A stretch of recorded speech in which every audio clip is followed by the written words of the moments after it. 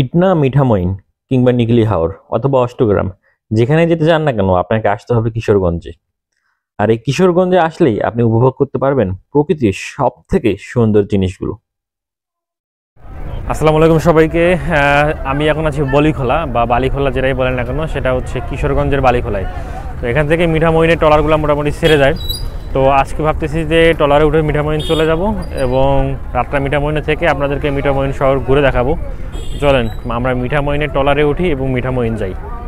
যারা মিঠামইন যাবেন তাদের হলো ট্রলার, এই ট্রলারগুলো উঠে হচ্ছে মিঠামইনে যাইতে হবে। তো আমি একটা ট্রলারের ভাড়া জিজ্ঞাসা করলাম, 70 টাকা ভাড়া নেবে, এখান থেকে প্রায় 1.5 ঘন্টা সময় লাগবে। যে মিঠামইনে থেকে যারা আসতেছে দেখেন বাইক নিয়ে আসতেছে, আবার এখান থেকে যাওয়াও যাবে। মিঠামইনের ট্রলারে উঠে গেছি, 5:20 ছাড়ার কথা, কখন ছাড়বে জানি না। এই যে হচ্ছে সেই ট্রলার যেটা মিঠামইনে যাব এবং রাতে ওখানে থাকতে হবে, এছাড়া কোনো উপায় নেই। এখন 5:03 বাজে। আর আপনাদেরকে দেখাই হাওর, এই যে সেই হাওর, বিশাল, মানে বালিখোলা হাওর বা এটা দেখেন অবস্থা। বর্ষাকালে আরও মনে হয় পানি বেশি থাকে, এখন যেহেতু সিজন শেষের দিকে পানি কিছুটা কম, তবে মজা হবে আশা করা যায়। সন্ধ্যা সন্ধ্যা একটা ভাব, মানে ফিল পাওয়া যাবে। একের পর এক ট্রলার এখান থেকে ছেড়ে যাচ্ছে। এই যে একটা ঘুরাচ্ছে না, এটা মনে হয় চলে যাবে হচ্ছে তারাইলের এই দিকে, ওইটা এটাও কোথাও হয়তো বা যাবে। যে ডিঙি নৌকা, মাছ ধরতেছে জেলেরা, দেখেন এই যে ডিঙি নৌকা, খুব সম্ভবত মাছ ধরে টরে এখন ঘাটে চলে আসলো, বালিখোলা ঘাটে। তারপরে এই মাছগুলো বিক্রি করা হবে।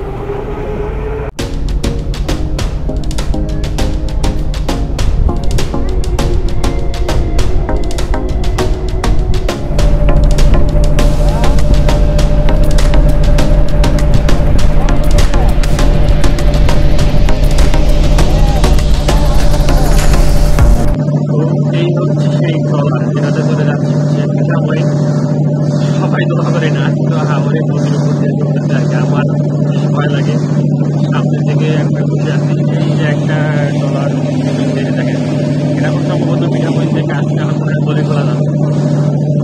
তো মিঠামইন যাচ্ছি, আপনাদেরকে কয়েকটা ইনফরমেশন দিয়ে রাখি এই নৌকায় দাঁড়াই। সেটা হচ্ছে যে যারা ঢাকা থেকে আসবেন তারা সবার প্রথমে সকালবেলা ঘুম থেকে উঠবেন, মানে যারা ডেট করে আসবেন তাদের জন্য এই ইনফরমেশনগুলো বেশি গুরুত্বপূর্ণ বা কাজে লাগবে। ঘুম থেকে সকাল সকাল উঠবেন, উঠে 5টা-6টার মধ্যেই আপনারা বাসে উঠে যেতে পারেন। আর যারা বাসে আসবেন না, ট্রেনে আসবেন, তাদের জন্য সকাল 7:15 কমলাপুর থেকে ট্রেনে আসে 11 সিন্ধুর প্রভাতী এক্সপ্রেস ট্রেন, 11 সিন্ধুর প্রভাতী। মনে রাখবেন ট্রেনটা একটু লোকাল টাইম ট্রেন, কিন্তু সঠিক সময় নিয়ে চলে আসে। সেই ট্রেনে উঠে চলে আসতে পারেন। আপনারা চাইলে মানিকখালী, সরাসর এই জায়গাগুলোতেও নামতে পারেন। সেখান থেকে নেমে সিএনজি করে আপনারা ইটনা, মিঠামইনের ট্রলারের ঘাটে যাইতে পারবেন। আর যারা কিশোরগঞ্জ থেকে আসবেন আমার মতো, কিশোরগঞ্জ হয়ে যারা আসবেন তারা ডিরেক্ট কিশোরগঞ্জে এসে নামবেন। নামার পর এখানে চামড়া বন্দর আছে, সেখানেও যাইতে পারেন। আর এই যে বালিখোলা, সেই বালিখোলা ঘাটে আসবেন, এসে এরকম যে ট্রলার আছে, এই ট্রলারে 70 টাকা ভাড়া নেবে, সেটা দিয়ে আপনারা যেতে পারেন মিঠামইন। আর যারা ট্রলারে যাবেন না, স্পিড বোট আছে, স্পিড বোট যাইতে গেলে সময় লাগে 17-18 মিনিট, ভাড়া পড়বে 200 টাকা। তো এই মোটামুটি ইনফরমেশন, সে যেভাবে আসতে চান সেভাবে আসতে পারবেন। যারা বাসে আসবেন তাদেরকে বলি, গোলাপবাগ থেকে খুব সম্ভবত অনন্যা সুপার বাসগুলো ছাড়ে, ওদের ভাড়া মনে হয় 200 থেকে 280 টাকা, এরকম কোনো মাসে এক্সাক্ট ভাড়াটা আমার জানা নেই। তারা বাসেও আসতে পারেন, যেভাবে আসেন, রাস্তাঘাট ভালো আছে। এটা কি বাইন মাছ? এটা 100। এটা কি মাছ? আর এটা বালিখোলা থেকে মিঠামইন আসতে আসতে রাত হয়ে গেছে। তো রাতের ডিনারের জন্য এইভাবে ছোট মাছ, এই হচ্ছে হাওরের একবারে ফ্রেশ ছোট মাছ, করলা ভাজি আর মুগ ডাল দিয়ে খাওয়া শুরু করে দিলাম। আপনারা বিশ্বাস করবেন কিনা জানি না, হাওরের মানে তাজা ছোট মাছের যে তরকারিটা, সেটা যে এত মজা লেগেছে আমার, আমি আপনাদেরকে বলে বুঝাতে পারবো না। যাই হোক, রাতের ডিনার শেষ করে ঘুমিয়ে পড়বো, আর সকাল থেকে শুরু হবে মিঠামইন ভ্রমণ। গুড মর্নিং সবাইকে, মিঠামইন থেকে সবাইকে গুড মর্নিং জানাচ্ছি। আমি এখন আছি মিঠামইনে, সবাই যেটা জানেন গতকাল রাতে মিঠামইনে আসছি। আর আমি একটা নদীর পাড়ে একটা ভাসমান হোটেলে আছি, সেই হোটেলটাই আপনাদেরকে এখন দেখাবো, চলেন। এই যে হচ্ছে একটা ব্রিজ, আর এই ব্রিজটার কাজ চলতেছে। আর এই যে হচ্ছে নদী, ঠিক আছে, মিঠামইনের যেখানে হচ্ছে লঞ্চ ঘাট বা ফেরিঘাট, যেটা এগুলো ফেরিগুলো দাঁড়ায় আছে, যদিও এগুলো চালু হয়নি, এগুলো হচ্ছে ফেরিঘাট। আর এই হচ্ছে আমার হোটেলটা, চলেন হোটেলের ভিতরে দেখাই। এই যে ভাসমান হোটেল, এইগুলো হচ্ছে ছোট্ট ছোট্ট রুম। আর এই যে দেখেন, এখানে মানে কোনো রকম একটা রাত থাকার জন্য বেশ ভালো। এই যে এই হচ্ছে একটা রুম,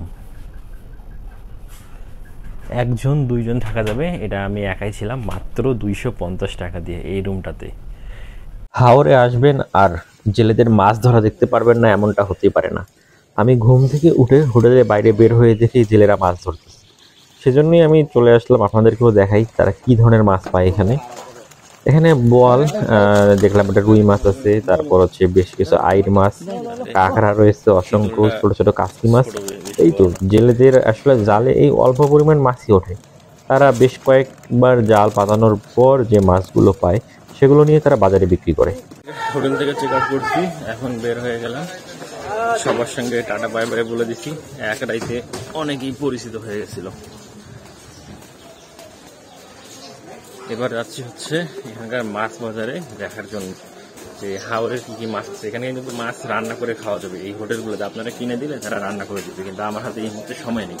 আমাকে বিকেল 4টার মধ্যে ট্রেনে ওঠা লাগবে, মিঠামইন অষ্টমইন পুরোটা ঘোরা লাগবে, তো দেরি করা যাবে না।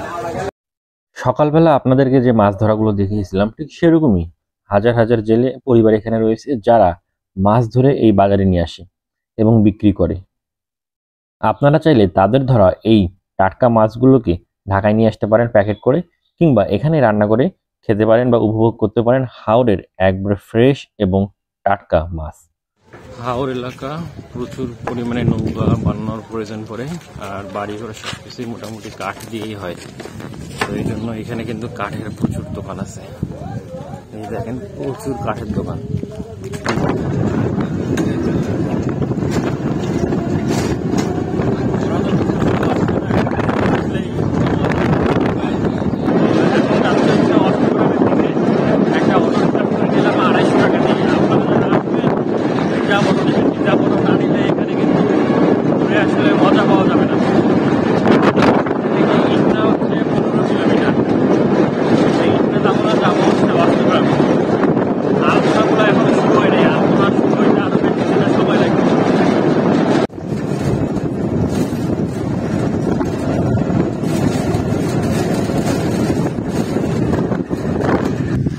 হচ্ছে মিঠামইন ইটনার যে রোডের 0 পয়েন্ট, সেই জায়গাটাতে শুনে একটা ভাস্কর্য দেখা যাচ্ছে দেখেন। আর এই হচ্ছে হাওর, সব দিকে শুধু থই থই পানি আর পানি, আর কিচ্ছু নেই। এই যে আমার এই পিছনের রোডটাই কিন্তু অষ্টগ্রামে চলে গেছে। আর হচ্ছে এই পাশের যে রাস্তাটা, এটা গেছে হচ্ছে ইটনা। আর এই যে রাস্তাটা, এটা হচ্ছে মিঠামইন। মিঠামইন থেকে আমি হচ্ছে এখন আসলাম এই জায়গায়, আর এখন যাব হচ্ছে অষ্টগ্রামে।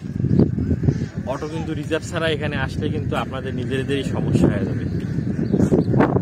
এই যে আলপনা শুরু হয়ে গেছে ঠিক মিঠামইন ইটনার অষ্টগ্রাম যাওয়ার যে 0 পয়েন্ট, সেখান থেকেই হাওরের বুক চিরে চলে গেছে এই আলপনা খচিত সড়কটি।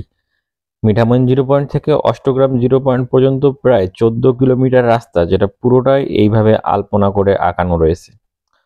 প্রায় 650 জন শিক্ষার্থী পহেলা বৈশাখ উপলক্ষে 2024 সালে 14 এপ্রিলের আগে এটার কাজ কমপ্লিট করে এবং সেই সাথে জনসাধারণের জন্য উন্মুক্ত করে দেয়।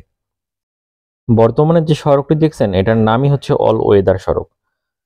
এই সড়কটি হওয়ার আগে হাওরের এই অঞ্চলের মানুষজনকে, বিশেষ করে অষ্টগ্রাম, মিঠামইন, ইটনা কিংবা নিকলি হাওরে যারা যাতায়াত করেন, তারা জানবেন যে এই সড়কটি না থাকার সময় সবাইকে নৌকা, ট্রলার, স্পিডবোট এসব নিয়ে যাওয়া আসা করতে হতো। শুকনো মৌসুমে কিছু রাস্তা বের হয়ে যেত পায়ে হাঁটা সড়ক যেগুলা। তবে এই সড়কটি হয়ে এই এলাকার মানুষজনের বেশ উন্নতি হয়েছে বলা যায়।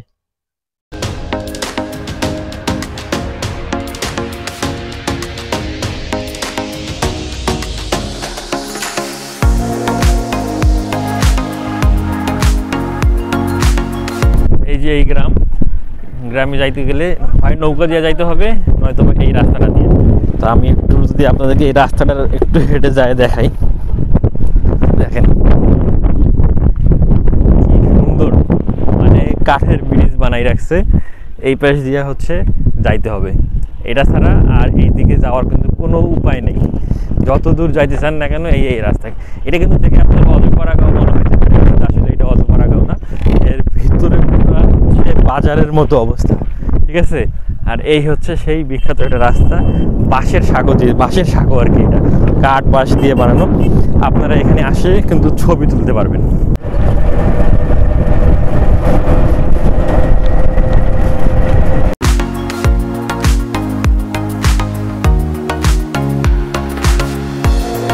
হাওরের এই জায়গাটিতে এই যে যুবকটিকে দেখতেছেন, সে একটা হিন্দু পরিবারকে বাঁচাতে গিয়ে মারা গিয়েছিল। ওই পাশে আসলে প্রচন্ড বাতাস, দারুণ লাগতেছে একবারে।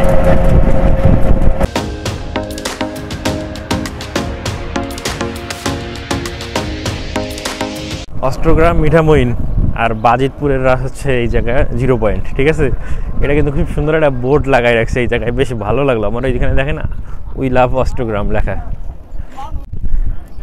এই এলাকায় যত আসতেছি তত অবাক হয়ে যাচ্ছে। দেখেন এখানে একটা বোর্ড, রাস্তার মাঝখানে 0 পয়েন্ট। এই পাশে দিয়ে আমরা আসলাম, ঠিক এই যে আলপনা শেষ হয়ে গেছে এই জায়গায়, আমরা এই দিক দিয়ে আসলাম মিঠামইন থেকে। এই জায়গায় হচ্ছে একটা বোর্ড, এই দিক দিয়ে অষ্টগ্রাম চলে যাব আমরা। আর এই দিক দিয়ে যারা ঢাকা থেকে আসে তারা যায় বাজিতপুরে, যায় হচ্ছে এই দিক দিয়ে, ঠিক আছে। তো এখানে কয়েকটা ছবি যেন না তুললেই নয়, মানে বাইরের বিভিন্ন দেশগুলোতে এরকম লেখা থাকে আই লাভ এটা, আই লাভ সেটা, কিন্তু এখানে খুব সুন্দর করে লেখা আছে উই লাভ অষ্টগ্রাম।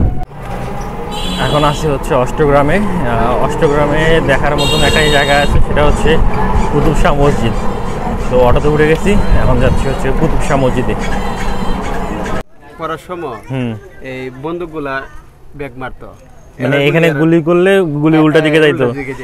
আর বিমান উপর দিয়ে ওঠে না, হেলিকপ্টার না, কিচ্ছু ওঠে না, কিচ্ছু উঠে না। ওখানে তোমার আপনার রং দিল, রং থাকে না, মানে রং করলে রং থাকে না, রং নিজে নিজে খুলে পড়ে যায়। হ্যাঁ পড়ে যাব। এটার মধ্যে অনেক কাহিনী আছে। গাইবি মাজার, এই মাজারা যেমন সিলেট শাহজালাল সাফরানায়া সিলেটবাসীর ধন্য, হ্যাঁ সাকুতু ভাই আমরা অষ্টগ্রামবাসীর ধন্য। আমরা অনেক উনির দ্বারাতে আমরা দেশের শান্তি, কেন মারামারি নাই, খাটাখাটি নাই, বন্যা নাই, কোনো অশান্তি নাই।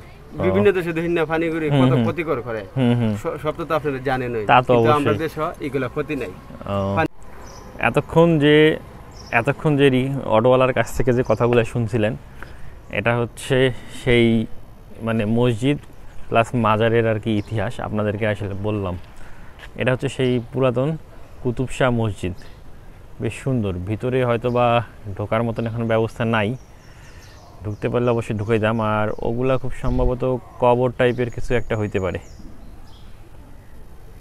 তো আমি আসি এখন হচ্ছে অষ্টগ্রামের কুতুব শাহ মসজিদের সামনে। পিছনে দেখতে পাচ্ছেন মসজিদটা, মসজিদ প্লাস মাজার। আর এই মসজিদ সম্পর্কে কিছু কথা আছে যেটা আমি আপনাদেরকে দেখাচ্ছি। এখানে অনেক কিছু লেখা আছে, যদি আপনাদের মনে হয় যে পড়া প্রয়োজন তাহলে পজ করে নিয়ে পড়ে নেবেন। এটা হচ্ছে কুতুব শাহ মসজিদের আর একটা পাশ, আর এই সাইডের এগুলো খুব সম্ভবত কবরের মতো দেখা যাচ্ছে। আমি আসলে সঠিক জানি না মাজারের কবর কিনা, কেউ তো নাই, কাউকে থাকলে জিজ্ঞাসা করতাম যে এটা আসলে কি। আর ওই যে ওই পাশে হচ্ছে মনে হয় সেই কুতুব শাহের কবর, আর এটা হচ্ছে কুতুব শাহ মসজিদ। তো দর্শক, অষ্টগ্রামের কুতুব শাহ মসজিদ দেখতে দেখতে আজকের মতো বিদায় নিচ্ছি। আমি জাহিদ হাসান, সবাই ভালো থাকবেন, সুস্থ থাকবেন। মিঠামইন অষ্টগ্রামের ভিডিও কেমন লাগলো জানাবেন, আর যদি কারো কোনো জানার থাকে অবশ্যই কমেন্ট করতে ভুলবেন না। আজকের মতো এই পর্যন্তই, আল্লাহ হাফেজ।